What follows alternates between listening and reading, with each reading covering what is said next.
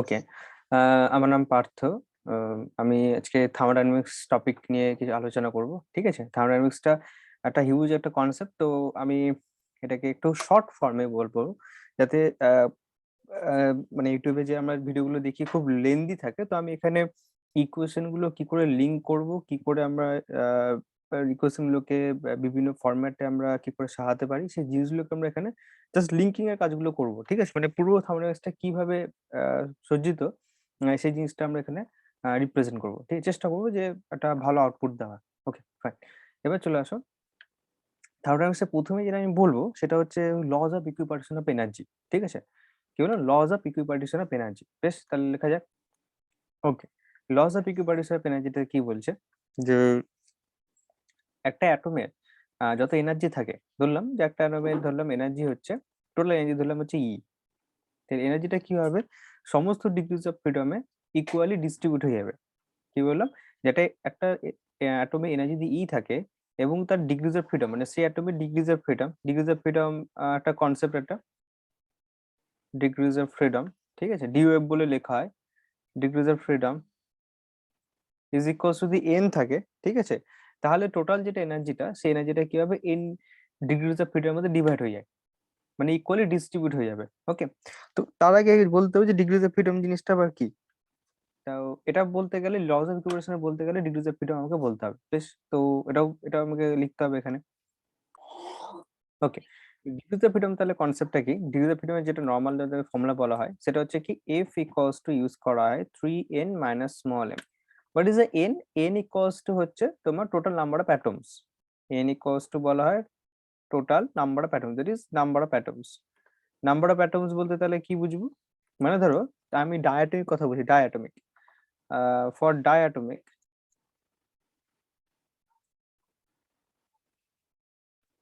Diatomic, এ n value কতগুলো থাকবে? n। n equals to কত? 2। তাহলে এটাই হচ্ছে n এর ভ্যালুটা পেলাম, 2 পেলাম ফর ডায়াটমিকের জন্য। আর m টা কি? m equals to constant. আমি বেশি ডিপলি বলছি না, কারণ এখানে খুব শর্ট ভিডিওর মধ্যে আমি এটাকে শর্ট ভিডিওতে আমি এটা শেষ করব। m equals to constant, constants, ঠিক আছে? s দিয়ে কনস্ট্যান্টস। কনস্ট্যান্ট বলতে কি হয়? বাধা। মানে ধরো একটা 2 ডাইমেনশন অবজেক্ট আছে, ধরো একটা 2 ডাইমেনশন প্লেন আছে, সাপোজ এটা 2 ডাইমেনশন প্লেন, সিম্পলি একটা প্লেন, এটা একটা। তো এই প্লেনের মধ্যে ধরো এটা একটা 2D প্লেন। এই প্লেনের মধ্যে ধরলাম যে কোনো একটা বল আছে, ধরো এটার মধ্যে কোনো একটা বল আছে, সেই বলটা আমি রেখে দিলাম, ঠিক আছে? এটা সিম্পলি 2D প্লেন, তার মধ্যে একটা বল আছে। তো 2D প্লেন মানে কি? 2D প্লেন মানে নিশ্চয়ই তার একটা এক্স আর ওয়াই অ্যাক্সিস থাকবে। এটা এক্স হলে এটা ওয়াই অ্যাক্সিস, যেটা ইচ্ছা তুমি ধরতে পারো। কিন্তু এটা কি কোনো জেড জেড অ্যাক্সিস কিন্তু পাবো না, কারণ এটা 2 ডাইমেনশন হলে পরে কি হবে? আমি তো জেড জেড আমি ডাইমেনশন পাবো না। তাহলে এটার ক্ষেত্রে জেড ডাইমেনশনটা কিন্তু বাধা, মানে ও জেড ডাইমেনশনটা পাবে না। তাই এই কন্ডিশনের ক্ষেত্রে, পার্টিকুলারলি এই কন্ডিশনের ক্ষেত্রে এম এর ভ্যালু হবে 1। এটাই হচ্ছে কনস্ট্যান্ট, ঠিক আছে? কনস্ট্যান্ট বিভিন্ন টাইপের হতে পারে, ভাইব্রেশনাল হতে পারে, রোটেশনাল হতে পারে। রোটেশনের ক্ষেত্রে যেমন ডায়াটমিক, ধরো আমি একটা ডায়াটমিক নিলাম। আমি ধরো একটা ডায়াটমিক যে কোনো একটা এলিমেন্ট নিলাম, ধরো এটা একটা ডায়াটমিক নিলাম, এটা একটা, এখানে একটা, দুটো ডায়াটমিক অ্যাটম, ঠিক আছে? ডায়াটমিক নেওয়া হলো। এবং ডায়াটমিকের ক্ষেত্রে এটা ধরলাম তার বন্ডিংটা, বন্ডিংটা ধরে নিলাম।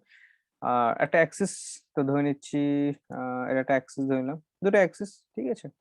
এক্স আর ওয়াই অ্যাক্সিস। তো এই ডায়াটমিকের ক্ষেত্রে এই অ্যাটমটা কিন্তু এটাও আমি দিয়ে দিচ্ছি, ঠিক আছে? ওকে, চলো বেটার। তো এই যে ডায়াটম যেটা আছে, এরকম ধরলাম এক্স অ্যাক্সিস, এটা ওয়াই অ্যাক্সিস, তাহলে ডায়াটমটা কিন্তু একটা এরকম ভাবে ঘুরবে আর একটা এরকম ভাবে ঘুরবে, তাই তো? মানে ঘূর্ণনটা হবে একবার এক্স অ্যাক্সিস বরাবর, ওয়াই অ্যাক্সিস বরাবর, এর কিন্তু আর কোনো ভাবে ঘূর্ণন হবে না। একটা এক্স অ্যাক্সিস বড় হবে, একটা ওয়াই অ্যাক্সিস বড় হবে, কিন্তু এর কোনো জেড অ্যাক্সিস কিন্তু থাকবে না। তাহলে এটাও কিন্তু একটা কনস্ট্যান্ট। তাহলে এখানে কনস্ট্যান্টের ভ্যালু কত আসলো? m ইকুয়ালস টু এখানে 1। So this is a constant.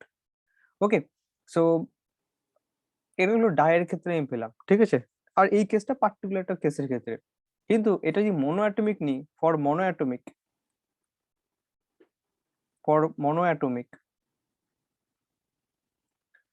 ক্ষেত্রে কি হবে? এর কিন্তু কোনো কনস্ট্যান্ট নাই। কোনো একটা মনো অ্যাটমিক যদি নিই, মনো অ্যাটমিক মানে কি? একটা সিঙ্গেল পার্টিকেল। একটা মনো অ্যাটমিক মানে কি? এটা জাস্ট সিম্পলি একটা সিঙ্গেল পার্টিকেল। তাহলে একটা সিঙ্গেল পার্টিকেল যদি নিই, তাহলে এটা মনো অ্যাটমিক। মনে ধরুন যা ইচ্ছে নিতে পারো, ধরো হিলিয়াম নিলাম, ঠিক আছে, হাইড্রোজেন তো গ্যাস, সরি হিলিয়াম বেটার হবে, আর্গন, এটা মনোঅ্যাটমিক। তুমি মনোঅ্যাটমিক কোনো কনস্ট্যান্ট নাই, they have no any constant, ঠিক আছে।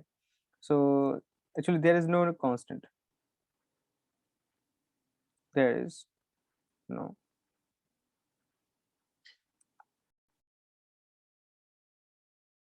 কনস্ট্যান্ট, ঠিক আছে, কোনো কনস্ট্যান্ট নাই, এটা এটা মনোঅ্যাটমিক, ঠিক আছে, তারপর এম এটা মনোঅ্যাটমিক। ওকে, তো এটা কিন্তু কোনো there is no constant, so m এর ভ্যালু তাহলে জিরো। তাহলে এম এর ভ্যালু জিরো হয়, তাহলে ডিগ্রিজ অফ ফ্রিডম তো কত হয় ফর মনোঅ্যাটমিক এর জন্য?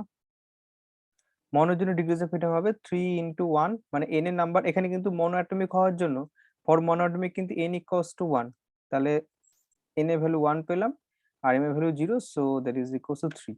এটা হচ্ছে ফর মনোঅ্যাটমিক ডিগ্রিজ অফ ফ্রিডম, ঠিক আছে। ওকে, সো ফর মনোঅ্যাটমিক এর ক্ষেত্রে এনার্জি যে ডিগ্রিজ অফ ফ্রিডম সেটা 3 হয়। সিমিলারলি আমি ডায়াটমিক এর ক্ষেত্রে দেখি, ফর ডায়াটমিক এ যদি বিবেচনা করা হয় তাহলে ডায়াটমিক ক্ষেত্রে কিরকম আসবে দেখা যাক। ফর ডায়াটমিক এগুলো ক্লাসে ডিসকাস করা হয় একদম ডিটেইলে, একদম পুরো, জাস্ট এখানে ওভারভিউ দিচ্ছি আমি। ফর ডায়াটমিক ক্ষেত্রে এফ এর ভ্যালু কত, that is equals two similarly 3 × 2 - 1, that is equals two only 5 আসবে। ওকে, সো এফ এর ভ্যালু 5 পেলাম ফর 5 পেলাম ফর ডায়াটমিক, 3 পেলাম হচ্ছে মনোঅ্যাটমিক, ঠিক আছে। আরেকটা পাবো হচ্ছে 6 পাবো ফর ট্রাইঅ্যাটমিক। এখানে বেশি ডিটেলসে যাবো না আমরা। ফর ট্রাইঅ্যাটমিক এফ এর ভ্যালু পাবো হচ্ছে কত, এখানে জাস্ট আমি ইকুয়েশন লিখে দিচ্ছি, এখানে 3 × 3 মাইনাস হচ্ছে 3, এখানে কনস্ট্যান্ট 3 হয়, তাহলে এটা ভ্যালু আসবে 6 আসবে। কনস্ট্যান্ট 3 কি করে আসে, এগুলো ফুললি ডিসকাসিভ জিনিস, মানে একদম ডিটেইলে ডিসকাশন করতে হবে জিনিসগুলোর জন্য, তবে সিম্পলি এখানে ভ্যালুগুলো পুট করা হচ্ছে জাস্ট। এটা লিখে দিলাম ডাই, এটা নিলাম ট্রাই। ওকে, তো যেটা বলছিলাম, সো ইকুইপার্টিশন অফ এনার্জির ক্ষেত্রে কি হবে, যে কোনো যে এনার্জিটা থাকবে সেটা অল ডিগ্রিজ অফ ফ্রিডমে ডিস্ট্রিবিউট হয়ে যাবে। তো লজ অফ ইকুইপার্টিশন বলছে যে energy per degrees of freedom যে ভ্যালুটা হয় সেটা হচ্ছে হাফ কেবিটি, মানে এটা একটা কনস্ট্যান্ট ভ্যালু। কি বললাম, যে energy per degrees of freedom, এখানে লিখে দিই যে energy per degrees of freedom,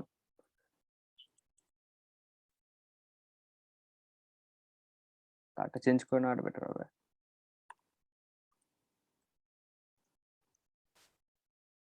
energy per degrees of freedom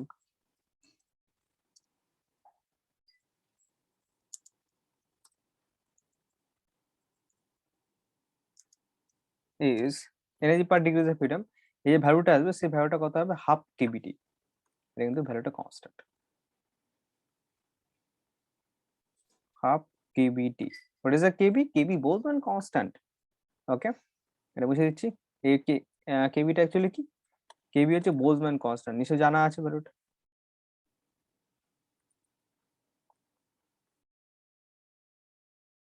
double N থাকে I think, that is Boltzmann constant. Okay, KB হচ্ছে বোলজম্যান কনস্ট্যান্ট। আর এই হাফ কেবিটিটা একটা জিনিস, ছোট একটা জিনিস বলি, সেটা হচ্ছে একটু পয়েন্টিং করে রাখতে পারো, দ্যাট ইজ এই কেবিটি,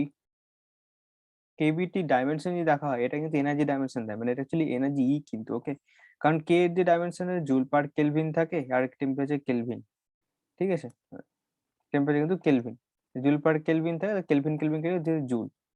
তাহলে আমার বলার উদ্দেশ্য এই কারণে যে এই কেভিটিটা হচ্ছে কি একটা এনার্জিটাকে ডিফাইন করে, এটা একটা এনার্জি ডিফাইন করে, এটাই আমার বলার উদ্দেশ্য। তাহলে পেয়ে গেলাম এটা কেবি বোলজম্যান কনস্ট্যান্ট, এটা লস অফ ইকুইপার্টিশন, এটা ডিগ্রিজ অফ ফ্রিডম। এবার ডিগ্রিজ অফ ফ্রিডম যখন জানা হয়ে গেল তখন ডিগ্রিজ অফ ফ্রিডম হলো, তাহলে এবার ইকুইপার্টিশন অফ এনার্জিটাও জানলাম। এবার একটা আমি স্যাম্পল নেবো, একটা কি নেবো, স্যাম্পল। ধরুন একটা স্যাম্পল নিলাম, স্যাম্পলের মধ্যে কি কি কয়েকটা কন্ডিশন নেবো। ফার্স্ট কন্ডিশন হচ্ছে তোমার টোটাল নাম্বার অফ অ্যাটমস হচ্ছে অ্যাভোগাড্রো নাম্বার ধরলাম এগুলো, ঠিক আছে, জাস্ট কন্ডিশন। টেম্পারেচার টি, ওকে, তোমার ডিগ্রিজ অফ ফ্রিডম আমি ডিএফ লিখছি, degrees of freedom K DF লিখছি, ডিএফ ইকুয়ালস টু ধরলাম হচ্ছে এফ ধরলাম, ওকে, এফ দিয়ে রিপ্রেজেন্ট করছি। তাহলে এই যে গোটা সিস্টেমটা, ঠিক আছে, এই যে সিস্টেমটা, এই সিস্টেমে তাহলে টোটাল এনার্জি কত হবে, তাহলে টোটাল এনার্জি একটা এনসেম্বল নেওয়া হয়েছে যার মধ্যে এন এ হচ্ছে অ্যাভোগাড্রো নাম্বার অ্যাটম আছে, temperature T, degrees of freedom F হলে তাহলে total energy of the system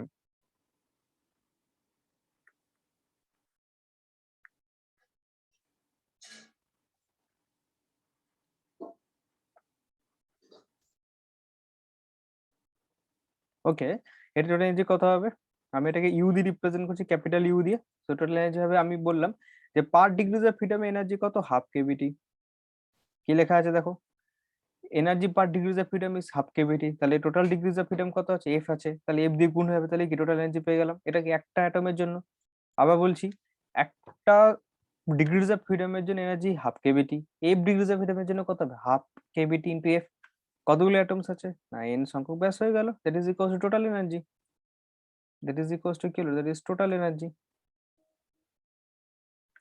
okay, total energy পেয়ে গেলাম। তো টোটাল এনার্জি এবার কেবি, কেবি ইকুয়ালস টু তাহলে কত হয়, তাহলে কেবি উই নো, কেবির সঙ্গে কেবি একটা রিলেশন আছে। So KB Boltzmann constant, so KB equals to হয় R by N A. R equals to কি, ইউনিভার্সাল গ্যাস কনস্ট্যান্ট, সবাই ছোটবেলা থেকে পড়ে এসছে। দ্যাট ইজ ইকুয়ালস টু হচ্ছে universal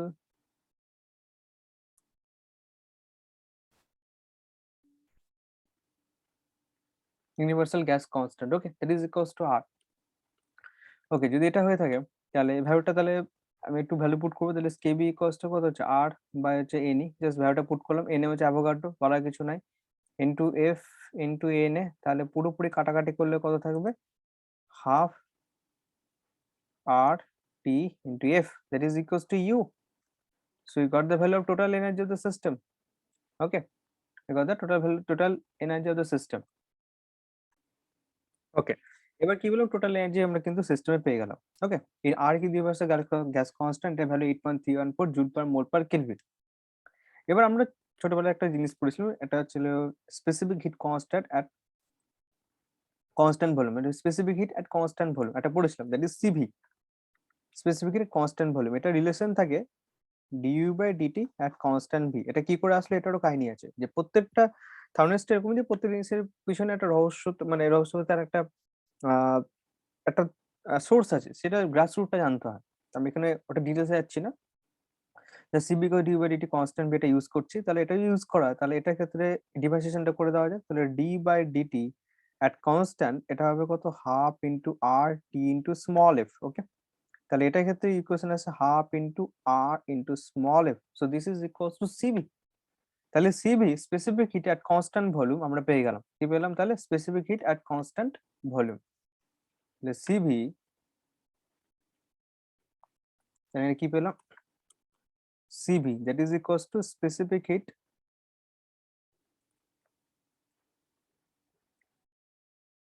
at constant volume, that is okay, that is equals to কত হলো, half into R into small F. Fine, এবার এফ এর ভ্যালু আমরা জানা, for F, for mono atomic, for mono F equals to কত, 3। তাহলে CB equals to কত হবে, 3/2, এটা 3/2 ইন্টু আর। ওকে, বুঝে গেল জিনিসটা কিভাবে করলে। ওকে, আমি এখানে পরপর লিখে দিলাম, একটা মনোঅ্যাটমিকের জন্য, একটা ডাইয়ের জন্য। মনোঅ্যাটমিকের জন্য ভ্যালুটার ডাই অ্যান্ড ট্রাই জানি নিশ্চয়ই, 3, 5 অ্যান্ড 6, এটা 3/2 আর, একটা 5/2, এটা 3R, মানে 6/2 করলে পরে 3R আসে। তো ওটা তিনটে ভ্যালু আমরা পেয়ে গেলাম। এবার আমরা একটা রিলেশন জানি, that is equals to CP minus CV, that is equals to হয় আর হয়। তাহলে সিবি যখন জানি, তাহলে সিপি পেয়ে যাবো। তাহলে সিপি ইকুয়ালস টু কত হবে, সিপি ইকুয়ালস টু হবে আর প্লাস সিভি। তাহলে আমরা ভ্যালুগুলো পুট করে দিই। এবার সেম কেস, সেম জিনিস, তাহলে একবার মনো, একবার ডাই, একবার ট্রাই। তাহলে সিপি ফর মনোর জন্য কত পাবো, 3/2 প্লাস হচ্ছে 1, তাহলে এটা পাবো হচ্ছে 5/2। এটা নিশ্চয়ই বয়ে গেছে, এবার লিখে দিই, একটা করে দিই। এটা কত হবে, 3/2, প্রথমে আর আছে, তো এই আরটা আমি প্রথমে দিই, R plus 3/2 into R, that is equals to কত হবে, 5/2 আর। ইয়েস, একটা হবে সিপি ফর মনো, একবার হবে ডাই, ডাইয়ের জন্য ভ্যালু ঝট করে দিই, that is equals to 7/2 R. হুম, এবার সিপি ফর হবে ট্রাই, ট্রাইয়ের জন্য হবে তোমার কত বেরোচ্ছে তোমার 3r plus r, that is equals to 4r। Okay, I think তিনটে ভ্যালু বেরিয়ে গেল। হ্যাঁ, ফাইন। এবার তিনটে যখন বেরিয়ে গেল, CP, mono, di and tri, এবার তোমার গামা বেরিয়ে যাবে। কি করে? গামাটা আমরা জানি, গামার ভ্যালু কত হয়, সিপি বাই সিবি, সবাই জানে জিনিস ভ্যালুগুলো, এগুলো কঠিন কিছু না এগুলো। So sorry, that is gamma যেটা বেরোবে, that is gamma equals to কত, সিপি বাই সিভি, তাই তো? তাহলে তো আমরা তো এক এক করে সবই জানি, ভ্যালুগুলো পুট করলে হয়ে যাবে। তাহলে গামা ফর মনো, মনোর জন্য কত হবে, সিপি ভ্যালু কত পেয়েছিলাম, সিপি ভ্যালু যতদূর মনে পড়ে আমার, এখানে ভ্যালু পেয়েছিল হচ্ছে 5/2r, আর এখানে পেয়েছিল 3/2 ইন্টু আর। তাহলে সিপি বাই সিবি করলে পরে 5/3 চলে আসবে। So for gamma equals to কত হচ্ছে, এটা তোমার হচ্ছে 5/2 একবার 3/2, তাহলে এটা হচ্ছে 5/2 ইন্টু আর, একটা হবে তোমার 3/2 ইন্টু আর। সো 5/3 হবে তার ভ্যালু। ওকে, মনো ফর এবার ডায়াটমিক। সো ডায়াটমিকের জন্য আসছে হচ্ছে আবার আই থিঙ্ক যেটা আসবে তোমার এখানে 7 আর এখানে আসবে 5, 7/5, তাই তো? একটা আসবে 7/5 ভ্যালু, 7/5 করলে পরে এটা আসবে তোমার 1.4 সামথিং, আছে 1.40। আর এটা আসবে গামা ফর ট্রাইঅ্যাটমিক। ট্রাইঅ্যাটমিকের জন্য এটা কত আসছে, একবার আসবে 4/3, তাই তো? আর হচ্ছে 4/3, তাহলে আছে 1.33। আর এটা ভ্যালু আসবে হচ্ছে 3 4 3 6 18, 1.67 সামথিং ফ্র্যাকশন। এই ফ্র্যাকশনে ওটা ভ্যালুটা দিবে এটা। ওকে, 3 4 5 3 6 18, ওরকম এই ভ্যালুর আশেপাশে আমরা কিন্তু ডেটাটা পেয়ে যাবো। তাহলে তিনটের ক্ষেত্রে কিন্তু আমরা ক্যালকুলেশন করে পেয়ে গেলাম। 1.66 অ্যাকচুয়ালি আসছে, বেটার হবে 6 বা 6 যাই বলো তোমরা। তো তিনটে ডেটা পেয়ে গেলাম। ওকে, তাহলে আজকের ক্লাসে কি কি দেখলাম, জাস্ট সিম্পলি কটা liquid loss of equipartition of energy, loss of equipartition of energy, তারপর ডিগ্রিজ অফ ফ্রিডমের কনসেপ্ট। ডিগ্রিজ অফ ফ্রিডমের কনসেপ্ট থেকে কনস্ট্যান্ট, এই জিনিসটা important. What is the constant, এই পয়েন্ট নাম্বার অফ অ্যাটমস এটাকে বলছে। ফর মনোঅ্যাটমিক, ডায়াটমিক, ট্রাইঅ্যাটমিক, তিনটে আমরা এখানে পয়েন্ট পেলাম। একটা হচ্ছে ফর ডায়াটমিক, একটা ফর মনোঅ্যাটমিক, তাই তো? তিনটে পয়েন্ট পেলাম এখানে, ভ্যালুগুলো আমরা জানতে পারলাম। তারপরে এখান থেকে পেলাম হচ্ছে এই ভ্যালুগুলো ফর ডায়াটমিক, ট্রাইঅ্যাটমিক জন্য ডিগ্রিজ অফ ফ্রিডম, এবং এটার জন্য একটা এনসাম্বলের টোটাল এনার্জি বার করলাম। এটা খুব এটা ইম্পর্টেন্ট, সো হার্ট চিহ্ন দিয়ে দিলাম। আর এগুলো তার কন্ডিশন, কি কি কন্ডিশনে এটা সাজেস্টেড হতে পারে, সেই কন্ডিশন গুলো এটা 1, 2, 3 না 3টে কন্ডিশন এখানে। R KB relation, universal gas constant, total energy বার করলাম, টোটাল এনার্জি বার করার পর এটাকে specific heat at constant volume, এটা ইউটিলাইজ করতে হবে আমাকে, specific heat at constant volume.